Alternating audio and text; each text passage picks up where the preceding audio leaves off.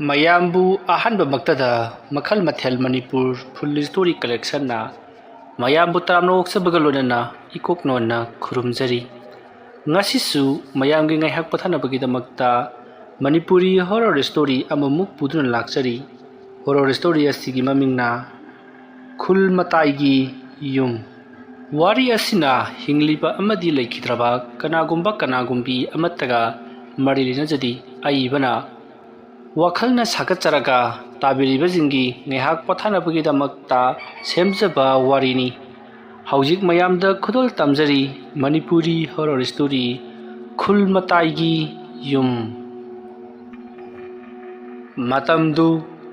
thenglaba ahingi pung 12 taslaklaba matamni phairoi mahana kauruba amaibi amaga loinana yum aduta karigumba ama tawunabagidamagta sem sari matam aduta amaibi aduna hai nang se miga uba yabrati kana uge haibado tumina yengu asomna hairakpada phairoi kana su udi ima maibi haiduna phairoina maibi aduta akoibaduda kuling yenglamaba matungda hairi matam aduta maibi aduna phai adubu warabadi ai lai koge ko haiduna lai kauna bagidamagta sem sari matam aduta phairoigi mahake nupi nilamanisu manakta leiribani matam aduda nilamanina aidi onthongna kikhre ngasi aikoina tawgadoriba thabag asibu phagadoribra natragana pharoidoribra haiduna matomta murum sonjari matam aduta maibi aduna adona nabukningda chingnarabadi aikuna tawriba thabag asi mahai yalaroi maram aduna napukningdasu aikuna tawriba thabag asi soidana mai pakani haiduna thajaba thamu hairakli matam aduda nilamaninasu hoi haiduna mahaksu wakhaldadi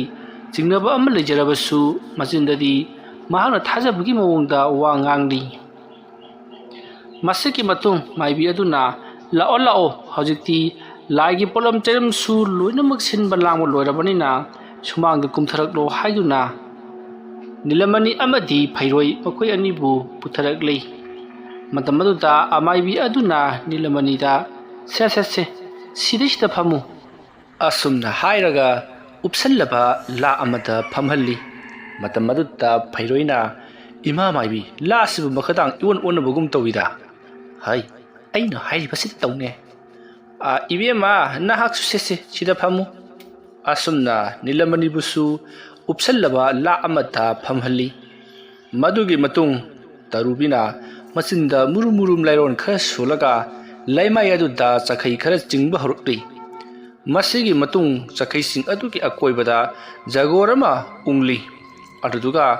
jagor aduta mamit ama pansilei aduduga mana amadi manaton mathang hapsinduna mi amagi mawongda yekpa horakli asomna mathang yeklakpaduna haujikti mi amagi mawongda pura yekpa loiri tarubi masinda murum lairon sonbasu lepanati matam aduta tarubina migi sakam adu yekpa hek loipaga lewa sonbado lepli matam aduta tarubi masada karino masaina phangbugum mamayado sugutuna yamna kanna mahaki thabak ado paisinduna nonthaduna khang imamaibi kari to birabagi yani ibu ai ngahak tumina legi ko asumna hairaga tarubi tumina ngahak laiki ngahak leraga tarubi tapna mamayado nongkhalaklaga ibungo hojite kari su tawraroi aduna thapagase makhata chatharasi se masigi hai ani se nabani amamam saro asumna hairaga phairoi amadi nilamani makhoi anida amaibi tarubina hai amamam pirakli hai ani do chaba matamda hai adugi mahaudi phanglamdi madugi muhutta khari tauba amadi migi mihing manam namba manam ama namki matam aduta nilamani di onthongna hainadaba haibado oiri adubu mahana sari basi hai amani haibagi wakhalda sabade dumak chasankri adubu mahak thuk lauri bani masigi matung thauram punamak loisalaklabada amaibi tarubina haujikti lai khurumbasi loire maram aduna nakhoina pamjariba thabak adu soidana phangjaragani adubu aina haikibado nakhoi ningsingo nakoina polakadoriba angang ase anini angang ani adugi manungda khara wangba mi khara ngauba adubuna laida kathokadabani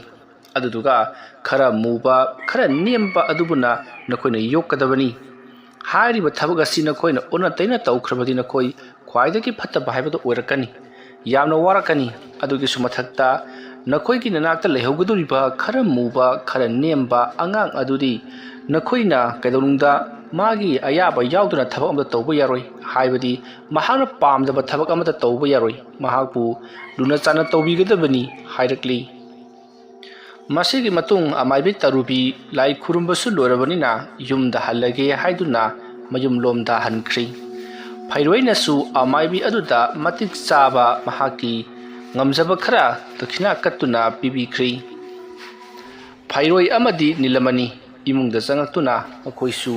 torokadoriba thabaksing adugi matangda kari karamna thulakadoriba jano afaba oina thulakadoribra natragana phattaba oina thulakadoribra haiduna wakhalda charangnari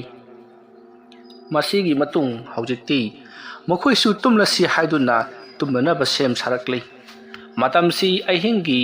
pung amamuk helaklabani matam aduda phairoi amadi nilamani mokoi anina tumliba yum adugi akoibada karino khangdaba kanagumba mioi amagi dung dung chatpaki khonjal manba ama taba horki mado chumna pudrung gudrung launa mi anigi makhongna chatpa nataba karigumba posak amabu dung dung launa ngehak kanaraga chung chongduna chatpaki khonjal tari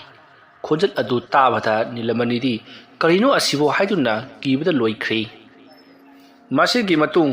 haujik taramba khonjal ado chap lepkhri matamaduta nilamanigi haksangda karino khangdana haifam khangdana chaina kholama phangki mado mikup kharagini adumak phakri tauriba sida nilamani amadi phairoi karino he haiduna nghaktang di jingnabadi phauki adubu thoina hena khanjaludri masigi matung makhoi adumak tumthaki mathangi ayukni phairoi nungti numit khudingi mahak thabak chatpagum ngasisu thabak chadanabagidamagta loisinba pungloi loiri nilamanida chekchinna lairamnabagidamagta hairi hai ai thabak amuk chalukhige chekchin leiramu ai khoigi yumsinaga khulgi mataidaga leiba yumga washalle ho hak ama haibadane mina pak tabiri aduna ne khara chekchin leiramu ko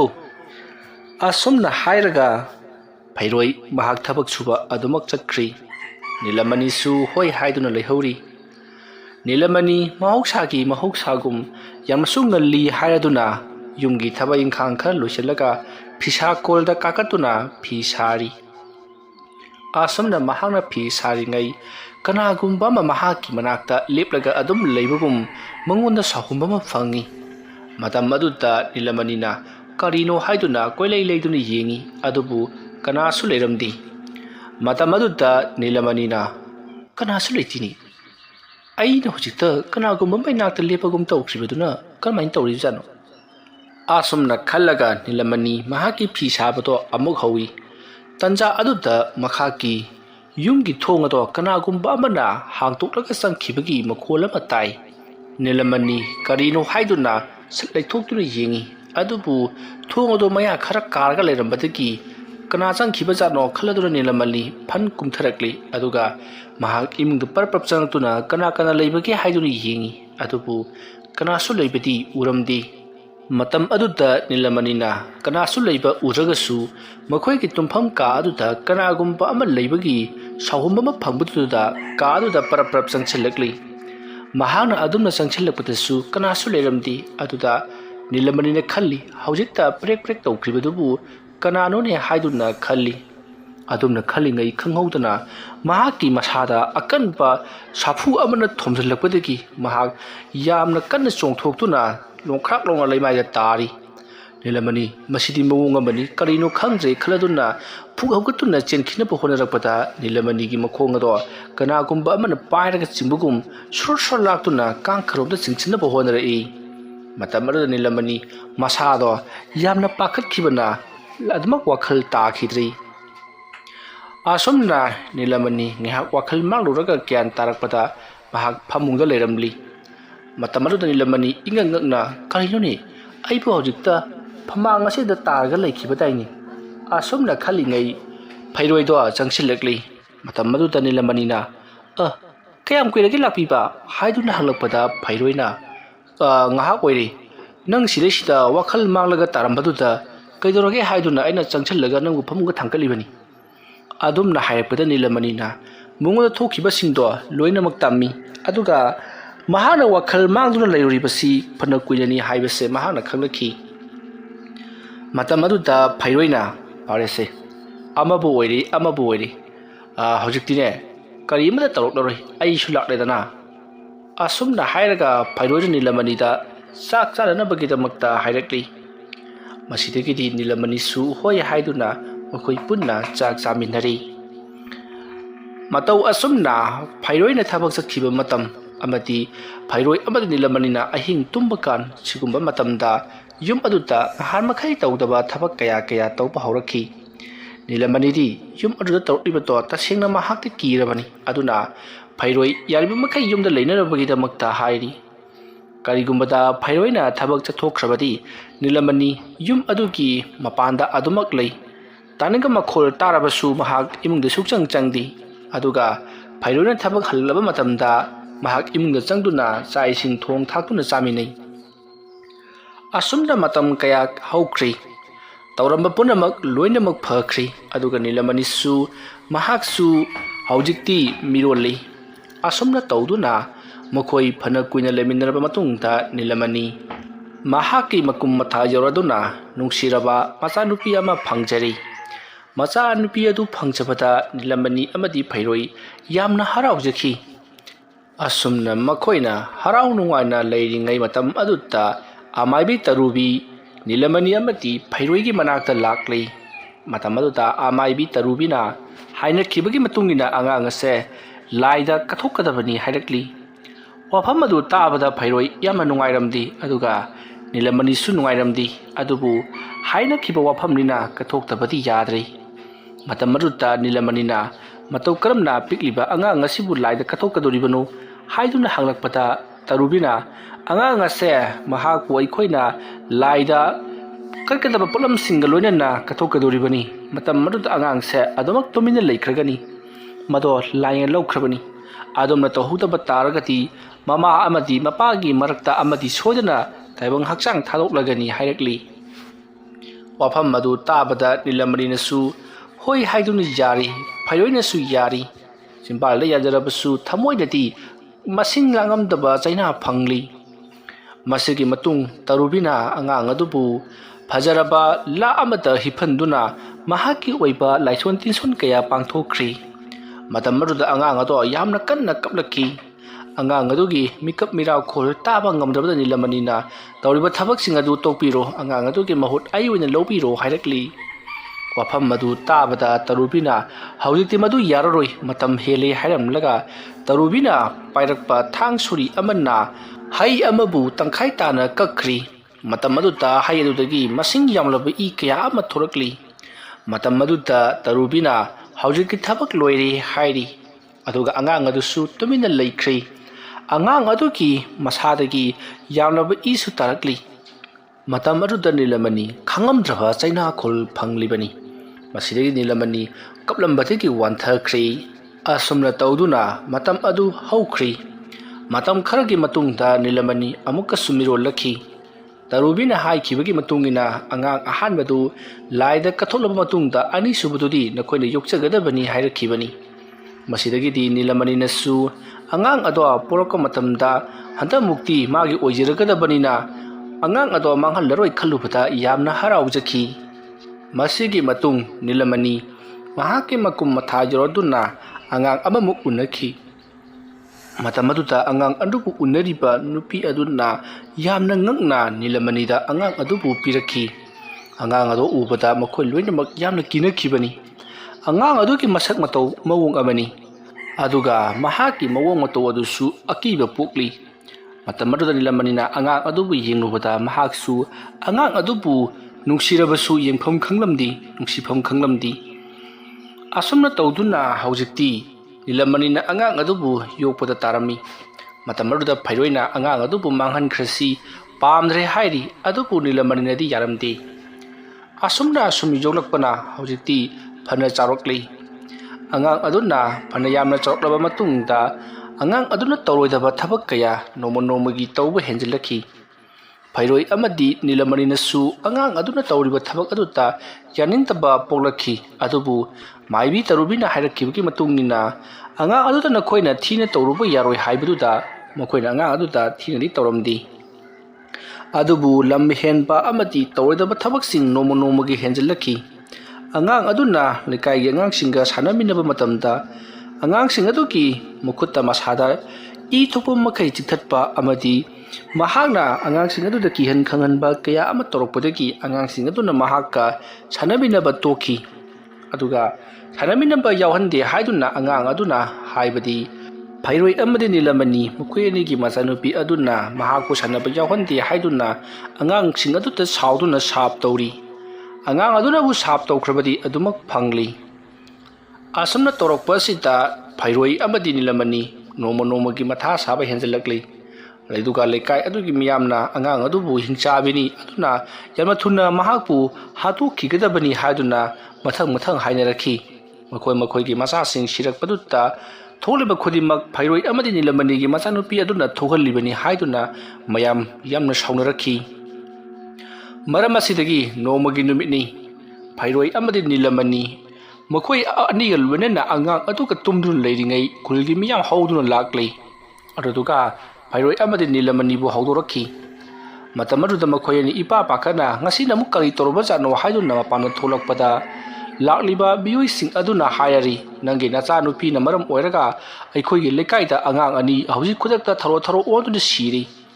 tawriba sing asi na khoigi nacha nupi tohlibani maram aduna angang adu su aikhoina tharo olhallaga hatkani hairi adumna hairakpada Pairoi amadi Nilamani na aigi isana tohlibani haibasina khoina kamdongna khanglibano angang asidi ngasaidagi aikhoiga tuminari hairakpada lekai adugi miyamna nangi nachado hojikti hingchabi butpret timulaimu haibado oirabani masak matawdu oredana hingchabi timulaimu manbido aduna yamna thuna kokthorau mahangna angang singaduta sap tawbagi angang singado soidana siba oiramgani mamangda sumahangna sap tawbadagi siba mayam ama leikrabani aduna angang ado aikhoina hatriba phawbadi aikhoigi Pendaba se koklaroi haiduna kana launarakli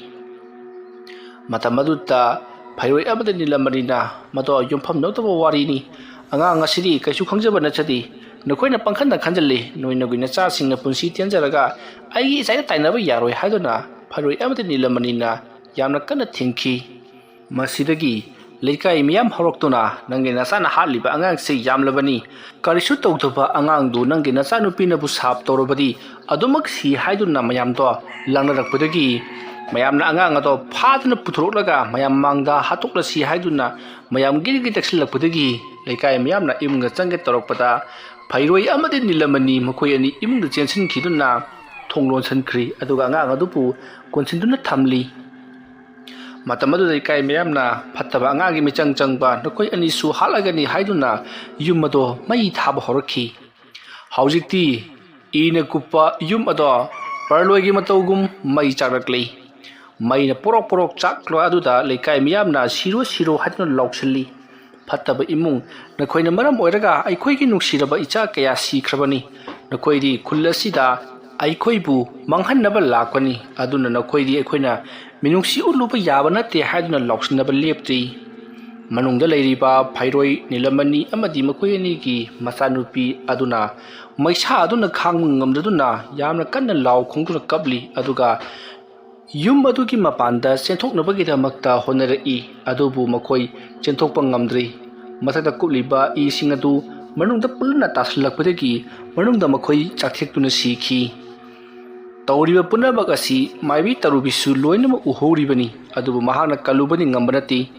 thawdok asi tholakani haiduna Pairoi amadi Nilamani da yamna kanadi haijakibani adubu mamitta macha uningbana ngauraba Pairoi amadi Nilamani na thoningba khodimak thoklasanu madu punama aikhoina thingnaragani mikup amatang werabasu isaga punna leminaba phangjaki haiduna maibi tarubida yamna kanna haijabadagi thabak adu pangthokibani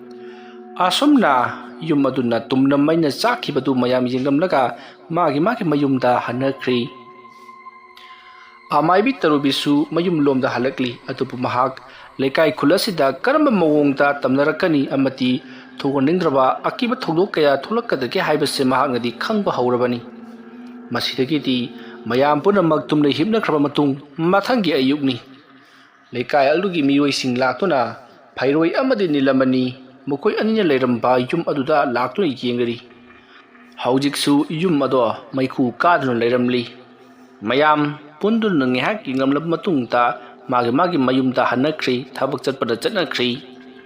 ꯃꯁꯤꯒꯤ ꯃꯇꯨꯡ ꯅꯨꯃꯤꯠ 5-6ꯅꯤ ꯍꯧꯈ꯭ꯔꯤ꯫ ꯅꯣꯡꯃ ꯃꯈꯣꯏ ꯈꯔ ꯊꯕꯛ ꯍꯜꯂꯛꯄ ꯃꯇꯝꯅꯤ꯫ ꯃꯈꯣꯏ ꯃꯤꯑꯣꯏ ꯈꯔ ꯊꯦꯡꯅ ꯊꯕꯛ ꯍꯜꯂꯛꯄ ꯑꯗꯨꯗ ꯐꯩꯔꯣꯏ ꯑꯃꯗꯤ ꯅꯤꯂꯃꯅꯤ ꯃꯈꯣꯏ ꯑꯅꯤꯅ ꯂꯩꯔꯤꯕ ꯌꯨꯝ ꯑꯗꯨꯒꯤ ꯅꯥꯀꯟꯗ ꯍꯦꯛ ꯂꯩꯔꯤꯕ ꯂꯝꯕꯤ ꯑꯗꯨꯗ ꯃꯈꯣꯏ ꯂꯥꯛꯂꯤ꯫ ꯑꯁꯨꯝꯅ ꯃꯈꯣꯏꯅ ꯂꯥꯛꯄ ꯃꯇꯝꯗ ꯀꯅꯥꯒꯨꯝꯕ ꯃꯤꯑꯣꯏ ꯑꯃ ꯃꯈꯣꯏꯒꯤ ꯃꯇꯨꯡꯗ ꯗꯨꯡ ꯏꯟꯅꯔꯛꯄꯒꯤ ꯃꯈꯣꯜ ꯑꯃ ꯇꯥꯏ꯫ ꯈꯣꯟꯖꯦꯜ ꯑꯗꯨ ꯇꯥꯕꯗ ꯂꯥꯛꯂꯤꯕꯁꯤꯡ ꯑꯗꯨꯅ ꯀꯅꯥꯅꯣ ꯍꯥꯏꯗꯨꯅ ꯌꯦꯡꯊꯣꯛꯂꯨꯕꯗꯗꯤ ꯀꯅꯥꯁꯨ ꯂꯩꯔꯝꯗꯦ꯫ ꯃꯇꯝ ꯑꯗꯨꯗ ꯃꯤꯑꯣꯏꯁꯤꯡ ꯑꯗꯨꯅ ꯃꯁꯤꯒꯤ ꯂꯝꯕꯤꯁꯦ ꯅꯍꯥꯟꯋꯥꯏ ꯃꯩ ꯊꯥꯗꯨꯅ ꯍꯥꯠꯈꯤꯕ ꯐꯩꯔꯣꯏ ꯑꯃꯗꯤ ꯅꯤꯂꯃꯅꯤ ꯑꯗꯨꯒ ꯃꯈꯣꯏꯒꯤ ꯃꯆꯥꯅꯨꯄꯤ ꯑꯗꯨꯒ ꯃꯐꯝ ꯑꯗꯨꯗ ꯂꯩꯔꯝꯕꯅꯤ꯫ ꯑꯗꯨꯅ ꯃꯈꯣꯏ ꯑꯍꯨꯝꯒꯤ ꯊꯋꯥꯏ ꯃꯐꯝ ꯑꯁꯦ ꯇꯝꯅꯩ ꯍꯥꯏꯗꯨꯅ ꯃꯌꯥꯝ ꯍꯥꯏꯅꯔꯤꯕꯅꯤ꯫ ꯈꯔ ꯊꯨꯅ ꯆꯠꯁꯤ ꯍꯥꯏꯅꯔꯤ꯫ ꯑꯁꯨꯝꯅ ꯃꯈꯣꯏꯅ ꯒꯝ ꯆꯠꯂꯤꯉꯩ ꯃꯇꯝ ꯑꯗꯨꯗ ꯀꯅꯥꯅꯣ ꯈꯪꯗꯕ ꯃꯤꯑꯣꯏ ꯑꯃꯅ ꯀꯟꯅ ꯂꯥꯎ ꯈꯣꯡꯗꯨꯅ ꯀꯞꯄꯒꯤ ꯈꯣꯟꯖꯦꯜ ꯇꯥꯔꯛꯂꯤ꯫ ꯑꯁꯨꯝꯅ ꯃꯤꯑꯣꯏ ꯑꯃꯅ ꯀꯞꯄꯒꯤ ꯈꯣꯟꯖꯦꯜ ꯇꯥꯔꯛꯄꯗꯨꯗ ꯂꯩꯔꯤꯕꯁꯤꯡ ꯑꯗꯨ ꯒꯨꯗ꯭ꯔꯨꯡ ꯃꯌꯨꯝ ꯌꯧꯅꯅꯕ ꯆꯦꯟꯅꯔꯛꯂꯤ꯫ ꯑꯗꯨꯕꯨ ꯃꯤꯑꯣꯏ ꯑꯃꯗꯤ ꯃꯍꯥꯛꯇꯤ ꯆꯦꯟꯕꯗ ꯃꯉꯝ ꯁꯥꯟꯗ꯭ꯔꯤ, ꯀꯔꯤꯅꯣꯃ ꯏꯄꯟ ꯄꯟꯕꯒꯨꯝ ꯇꯧꯔꯤ꯫ ꯃꯌꯥꯝꯁꯤꯡ ꯑꯗꯨꯗꯤ ꯃꯥꯅ ꯊꯣꯛꯄ ꯃꯌꯨꯝ ꯌꯧꯅꯅꯕ ꯆꯦꯟꯅꯈ꯭ꯔꯕꯅꯤꯅ ꯅꯤꯄꯥ ꯑꯃ ꯆꯤꯊꯍꯧꯔꯤ ꯍꯥꯏꯕꯁꯦ ꯃꯈꯣꯏꯅ ꯎꯔꯨꯕ ꯅꯠꯇ꯭ꯔꯤ, ꯈꯪꯉꯨꯕ ꯅꯠꯇ꯭ꯔꯤ꯫ ꯃꯇꯝ ꯑꯗꯨꯗ ꯅꯤꯄꯥ ꯑꯗꯨꯅ "ꯑꯩ ꯉꯥꯏꯈꯣ, ꯑꯩꯕꯨ ꯑꯝꯇ ꯀꯟꯈꯣ, ꯑꯩ ꯆꯦꯟꯕ ꯉꯝꯗ꯭ꯔꯦ" ꯍꯥꯏꯗꯨꯅ ꯂꯥꯎꯔꯛꯄꯗ ꯆꯦꯟꯅꯈ꯭ꯔꯤꯕꯁꯤꯡ ꯑꯗꯨꯗꯤ ꯃꯅꯥꯗ ꯍꯥꯞꯇꯅ ꯃꯌꯨꯝ ꯌꯧꯅꯅꯕ ꯆꯦꯟꯅꯈ꯭ꯔꯤ꯫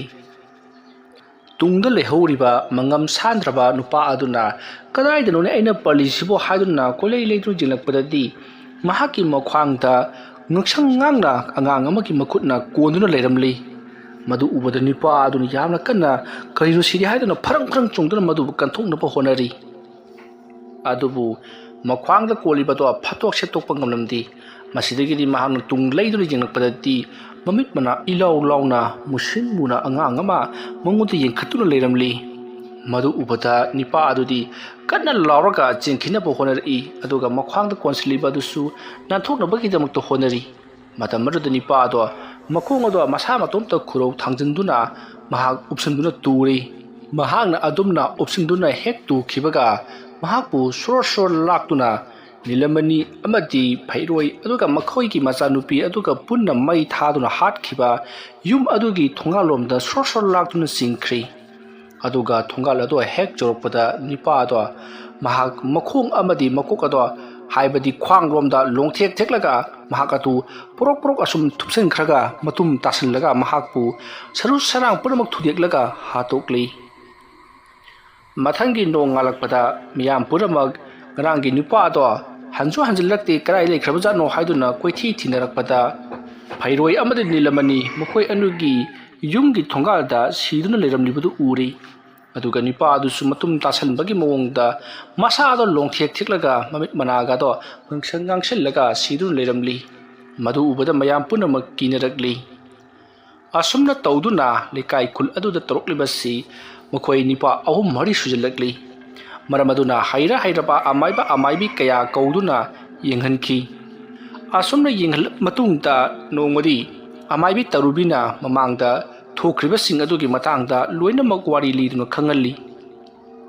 ꯃꯔꯝ ꯑꯗꯨꯅ ꯅꯈꯣꯏꯅ ꯃꯩ ꯊꯥꯗꯨꯅ ꯍꯥꯠꯈꯤꯕ ꯐꯩꯔꯣꯏ, ꯅꯤꯂꯃꯅꯤ ꯑꯃꯗꯤ ꯃꯈꯣꯏꯒꯤ ꯃꯆꯥꯅꯨꯄꯤ ꯑꯗꯨꯅ ꯊꯕꯛ ꯑꯁꯦ ꯇꯧꯔꯛꯂꯤꯕꯅꯤ꯫ ꯃꯔꯝ ꯑꯗꯨꯅ ꯃꯈꯣꯏꯒꯤ ꯃꯊꯧ ꯃꯉꯝ ꯅꯤꯡꯊꯤꯅ ꯄꯥꯡꯊꯣꯛꯇꯕ ꯌꯥꯔꯣꯏ ꯍꯥꯏꯔꯤ꯫ ꯂꯩꯀꯥꯏꯒꯤ ꯃꯤꯌꯥꯝꯅ ꯃꯈꯣꯏꯒꯤ ꯃꯊꯧ ꯃꯉꯝ ꯁꯣꯏꯗꯅ ꯄꯥꯡꯊꯣꯛꯂꯒꯅꯤ, ꯀꯔꯤ ꯄꯣꯠꯂꯝ ꯆꯩꯔꯝ ꯆꯪꯒꯗꯒꯦ ꯍꯥꯏꯗꯨꯅ ꯍꯪꯉꯛꯏ꯫ ꯃꯇꯝ ꯑꯗꯨꯗ ꯑꯃꯥꯏꯕꯤ ꯇꯔꯨꯕꯤꯅ ꯆꯪꯒꯗꯕ ꯄꯣꯠꯂꯝ ꯄꯨꯝꯅꯃꯛ ꯂꯣꯏꯅꯃꯛ ꯍꯥꯏꯔꯤ꯫ ꯍꯥꯏꯔꯤꯕ ꯄꯣꯠꯂꯝꯁꯤꯡ ꯑꯗꯨꯒꯤ ꯃꯔꯛꯇ ꯍꯧꯗꯣꯡ ꯑꯃꯨꯕꯤ ꯑꯃꯒꯤꯁꯨ ꯌꯥꯎꯔꯤ꯫ ꯑꯁꯨꯝꯅ ꯄꯣꯠꯂꯝ ꯄꯨꯝꯅꯃꯛ ꯁꯦꯝ ꯁꯥꯕ ꯂꯣꯏꯔꯕꯗ ꯍꯧꯗꯣꯡ ꯑꯃꯨꯕꯤ ꯑꯗꯣ ꯍꯤꯡꯅ ꯃꯋꯨꯟ ꯈꯣꯛꯇꯨꯅ ꯃꯍꯥꯛꯄꯨ ꯂꯥꯏ ꯈꯨꯔꯨꯝꯒꯗꯕꯅꯤ꯫ ꯑꯗꯨꯒ ꯂꯥꯏ ꯈꯨꯔꯨꯝꯕ ꯄꯨꯡꯂꯣꯏ ꯂꯣꯏꯁꯤꯜꯂꯛꯂꯕꯗ ꯂꯩꯀꯥꯏ ꯑꯁꯤꯗ ꯂꯩꯔꯤꯕ ꯃꯤ ꯄꯨꯝꯅꯃꯛꯀꯤ ꯈꯨꯕꯥꯛꯇ ꯅꯁꯥ ꯅꯁꯥꯅ ꯁꯣꯔꯤ ꯑꯃꯃꯝ ꯄꯥꯏꯔꯒ ꯂꯦꯟꯖꯔꯒ ꯃꯗꯨꯗꯒꯤ ꯏ ꯀꯌꯥ ꯃꯐꯝ ꯑꯁꯤꯗ ꯀꯠꯀꯗꯕꯅꯤ, ꯃꯗꯨꯗ ꯀꯠꯍꯧꯗꯕꯁꯤꯡ ꯑꯗꯨꯗꯤ ꯁꯣꯏꯗꯅ ꯁꯤꯔꯒꯅꯤ ꯍꯥꯏꯔꯛꯈꯤ꯫